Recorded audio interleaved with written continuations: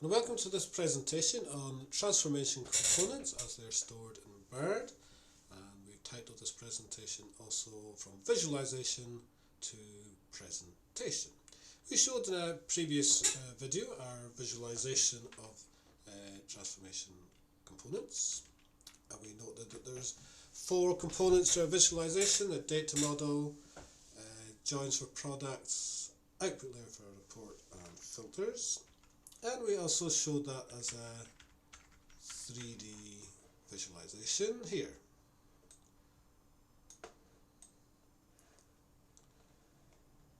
So I'd recommend viewing that presentation also if you haven't seen it. And also in this presentation we're going to show how the transformation components are stored in BIRD, how we can view them using the BIRD website, and also how we can show them in Freebird also. So let's go to the BIRD website.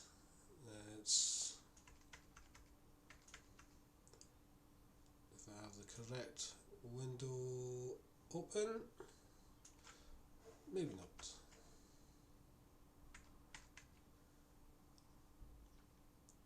Okay, so I'll open a window for that.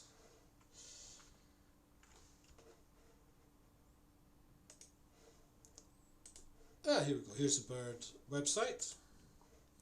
And we have useful stuff here in the navigator particularly.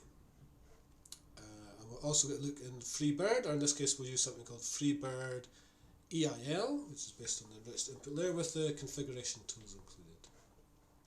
So I'm going to start up Freebird also so we can see equivalent things, the equivalent transformation components in there. It's quite easy to start. We just do this thing where you click on plus to start a code space.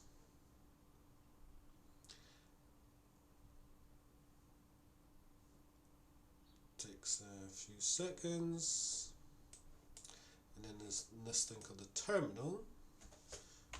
We do dot slash code space startup.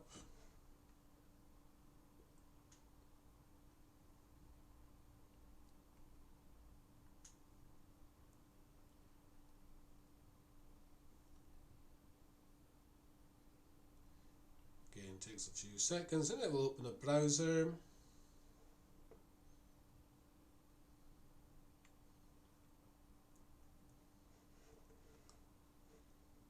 Here, now we need to put the string slash HiBird AI at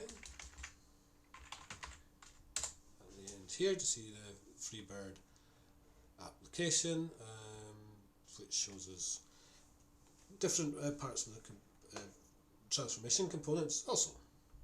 So we can do a comparison now. We make this full screen. So as mentioned, we had the 3D view where we said this top bit here, this is the data model, and this is middle bit is the joins where we've joined information together. This is the output layer, and then we've done filters and aggregations to make the report cell. So the first thing is the data model. We have input cubes. So where do we see those? In the BIRD artifacts. There's a few places we see them in the BIRD artifacts. One is we can look at them in SQL Developer, which is available on the for download via the BIRD website, and we see here an instrument table, one of the tables in our data model. Also, we can look in the BIRD website. Let's go to that. And we'll see if we clicked on enriched input layer. This will also give us all the information of the data model. We can see here the input layer or enriched input layer or even the logical data model. So we can see here we probably have instrument related stuff here. Let's unselect all, go to instrument. You see it's columns here like in SQL Developer. There's also another way in the metadata exports. We can look at what are called cubes. It'll show us in there it has input layer cubes and output layer cubes and cube structure items, and these can be downloaded to give a CSV representation of the input layer. So those are the places we can see the data model in Bird. And if we look on the Freebird also, we can see it in two places in Freebird. One is a sort of rather technical file.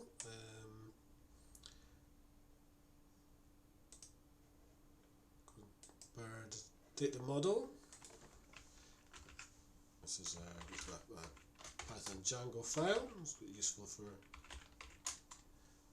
working with different information in Bird. And then also we can see it in the what's called the admin tab of the Freebird application.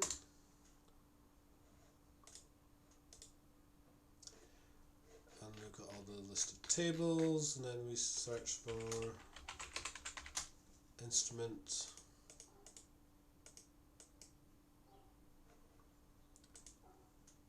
Yeah, and it actually shows here we have some populate some instrument information, and we see the data also in the columns of instrument. So these are the different ways to see the data model, the first component of our transformations, both in Bird and in Freebird. So let's consider the next part of our transformation components is the joins. So these in Bird are stored in a concept called cube links and cube structure item links. They're created by what's called a gap analysis. There's a semi-automated process which uses a configuration file to give a high-level overview of joins, and then it finds elements it needs in the output layer in the correct parts of the input layer, elements it needs in the output layer in correct parts of the input layer, and matches them together and gives us some joins. So let's see that in our visualization. So this was here, this is how we do our joins. We've joined instrument role, instrument and party together to make information about the product, the loans and slices in this join. And what we call a cube link is here from loans and advances to abstract instrument role. That's one cube link. From loans and advances to Bird instrument is another cube link. And then from loans and advances to Bird party is another cube link. So 3 cube links for this. And then we see each of these lines represents what's called a cube structure item link, because it links one item here to the input cube. Actually in Bird we don't go through loans and advances, we go directly from the output layer. So it's a very slightly different representation in the Bird website, but in the Freebird we differentiate between the cube links for loans and advances, and in this case the separate cube links for non-negotiable securities. So on the website it could be argued it sort of mixes both of those together into one. In our opinion, it's neater to have cube links per product instead of per output layer. So that's how they're shown in the visualization. Let's see how they're shown in the Bird website. So the best way to see them here is in here. We see in the Bird metadata we have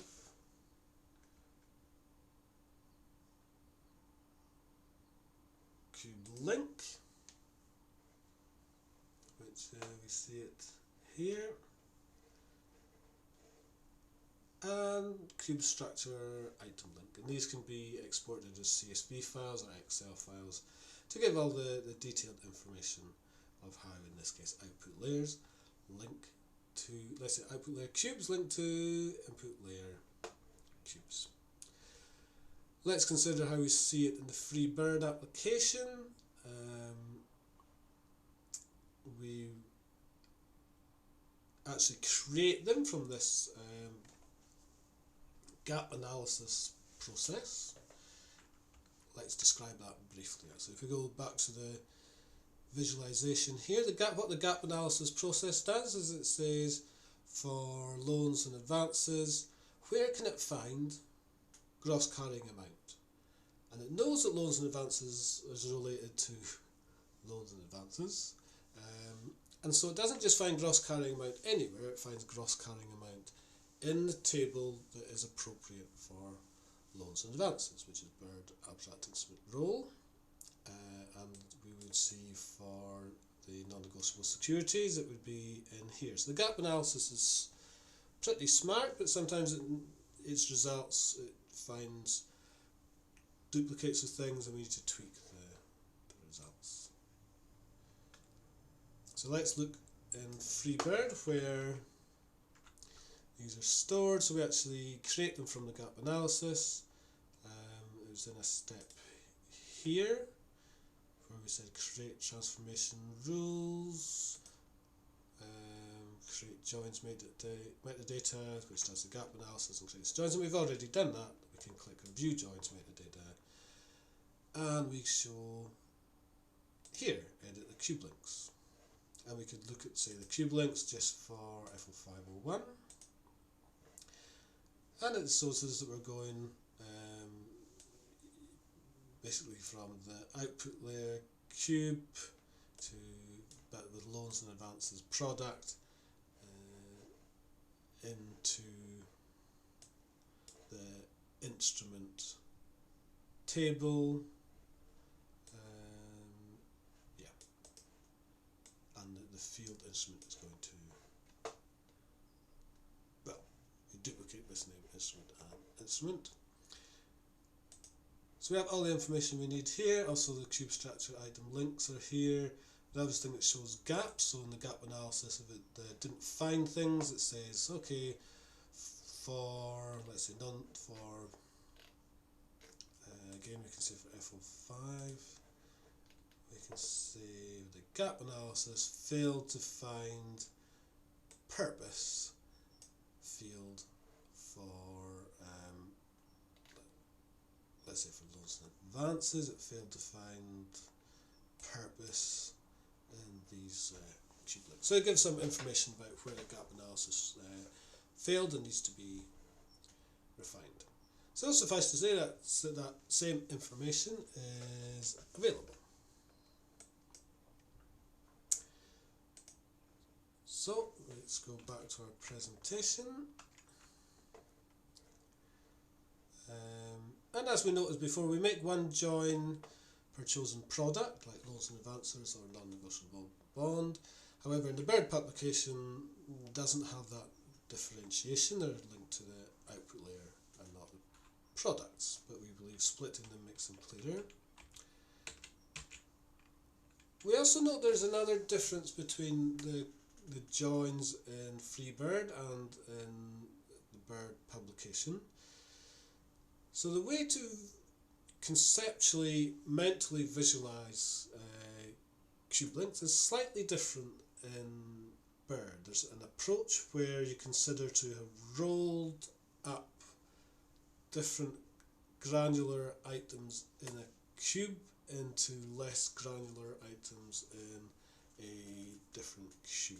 To me, it's very hard to conceptualize visually. It's very hard to put into a technical visualization also, in my opinion, and perhaps it's an easier way for, or easy way for central bank statisticians to view things if they're familiar with this approach, but not so much for banking and IT business members. So it's worth knowing there's a slight difference in conceptualization, but the different ways to conceptualize it achieve the same goal. Also, in the ECB Bird publication, they have something called member links to support that conceptualization, and we keep the information of member links separate from the joins. We include it in another place in the filters. So, worth knowing, we want to highlight when there's small differences between free bird representation and the bird representation. But as I say, these are different ways to achieve the same goal with slightly different conceptualizations. Okay, then we have the output layer, so let's look at that in our visual representation. It's this. Let's look at it in the bird. So what we do here is we go to bird, navigator, FinRep F05. And what we'll see is this is the first view here is, let's say, the EBA style of F05. And it shows that here's the layout, and here's the different EBA dimensions that were used. And these make up a set of things that were used. So this relates to the EBA annotated template for F05. You can see those same dimensions, like main category, and they are also here, main category, we can see in this list. Now we will then look at the SDD, the official bird version of this, and we'll see it uses not EBA dimensions but bird dimensions, or bird variables. So for example, we no longer see in this list main category. Instead we see something called type of instrument. So this is a SDD focused version of the template, and all of these fields together, they make up what we call the output layer of bird for the F05 report. So how did we know that type of instrument relates to main category? How do we map between the SDD version of the variables and the EBA version of the variables? Well, that's done in a sort of semantic integration to show how these two things link. We can see it here in what's called cube variables mappings. And this, we have a look, say, for one of these. What's a good one to choose? Maybe DPM, MCB, MCY. And unfortunately, there's not a one-to-one link between dimensions in EBA and dimensions in SDD. They're different dictionaries. Sometimes there's one-to-one, we're lucky, but often not. I see here that loans and advances, the combination of main category and instrument, main category of loans and advances, so there's an instrument of term loans in EBA dimensions, relates to a type of instrument in SDD of 114 and the repayment rights of other non-demand and any project finance loan amount. So these are get termed as the mappings. These are semantic integrations between EBA and SDD, and they drive a lot of things in bird. So these, for example, are actually used to calculate what is the output layer, because it comes from this information. So there we saw these things are what's called the output layer in bird, this list of variables, STD variables used for F05 in this case. Let's have a look at that in the FreeBird application. So we in here loaded in the semantic integrations, the mappings from the bird website, and we run this thing called create output layer filters, which created output layers, and then we've run it already in this case, and then we can review those output layers. So show output layers, and it gives us a list of all the output layers. So we probably have F0501 somewhere in there, probably in the next screen. It'll be in there somewhere.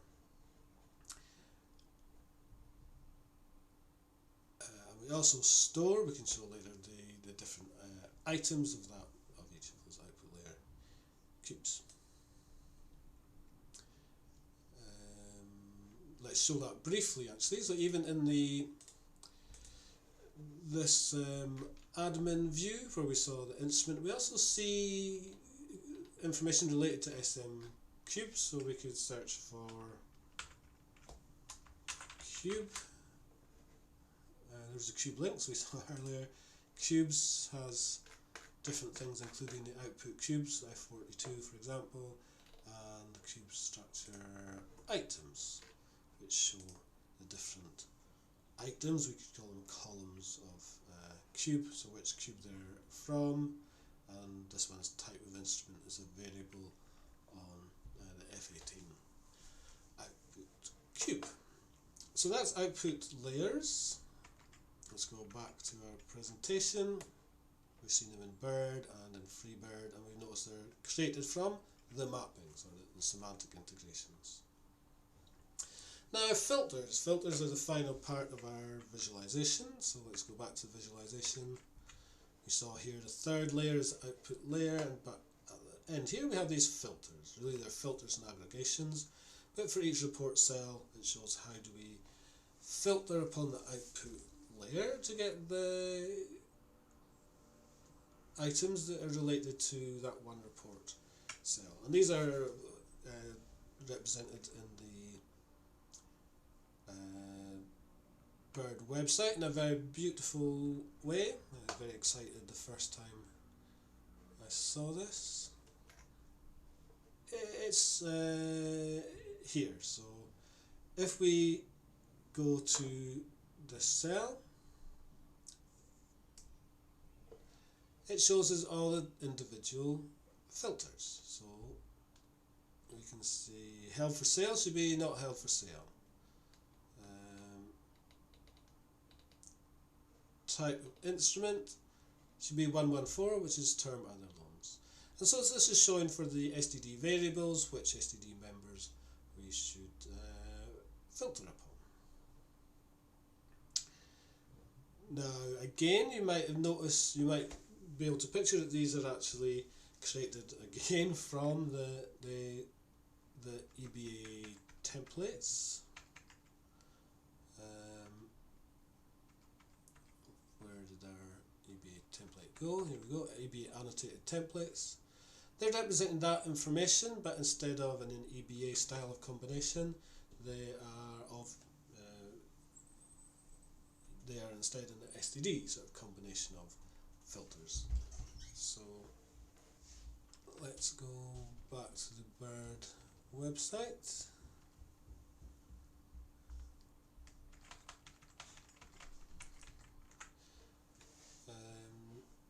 So let's go again. We can actually see the EBA style is more directly related to the EBA annotated template. The EBA style one is here. The 589 which show us, for example, main instrument is term loans, main category is loans in advance, and then we go back to the STD one.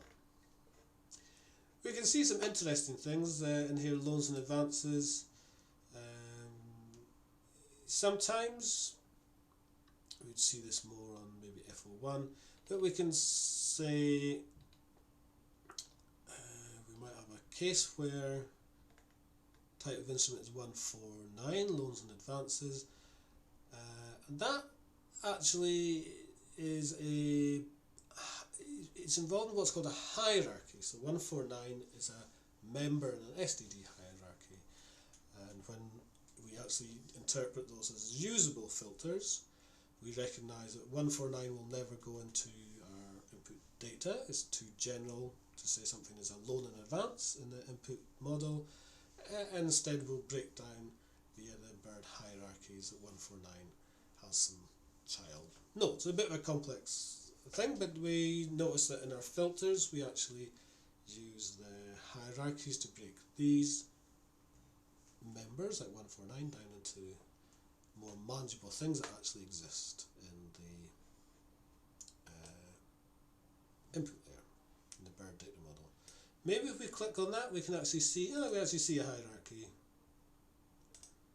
in this case. There's ways to see other elements of the hierarchy.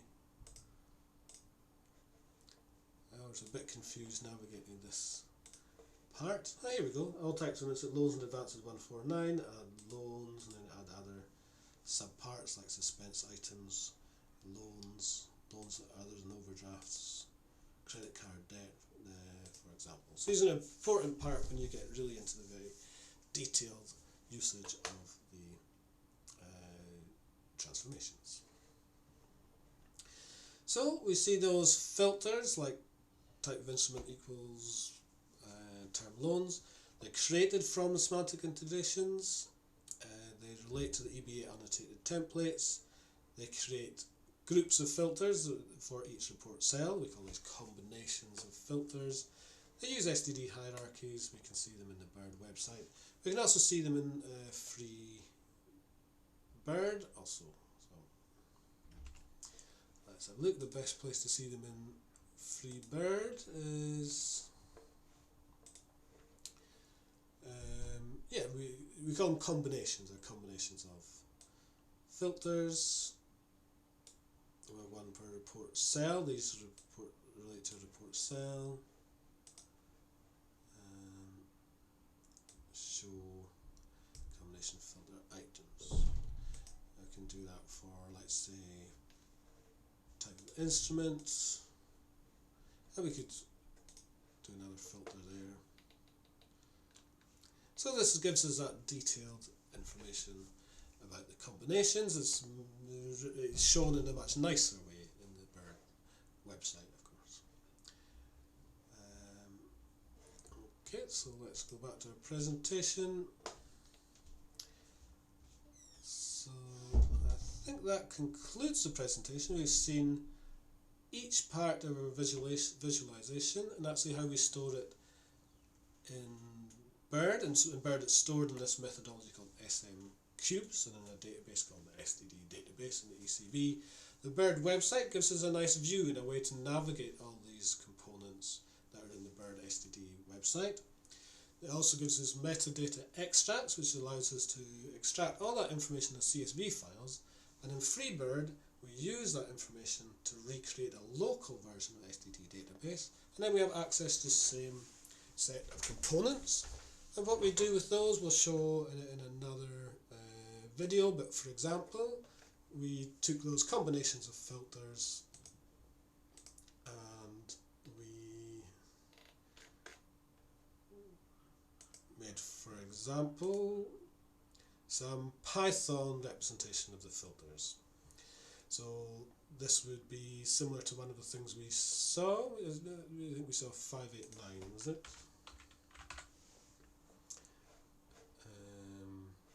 Something like that. We found 52589 on FO5, where it had a filter on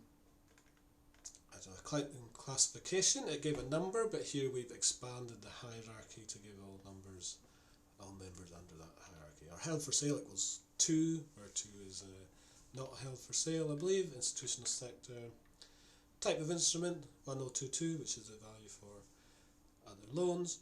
And then so it's doing these filters in Python, which can be executed, and then it's aggregating what we call a metric, gross carrying amount. So that was the thing that gets aggregated, the number we want to add up when we have done all these filters appropriate for the report cell. So quite a lot covered there, but as we said, these are the transformation components as stored in Bird, and we've linked them from our visualization of 4 steps: data model, joins, output layer, and filters, and shown how they're used, represented in SM cubes, and can be navigated with Bird website or with FreeBird. I hope you found that interesting. Thank you for watching.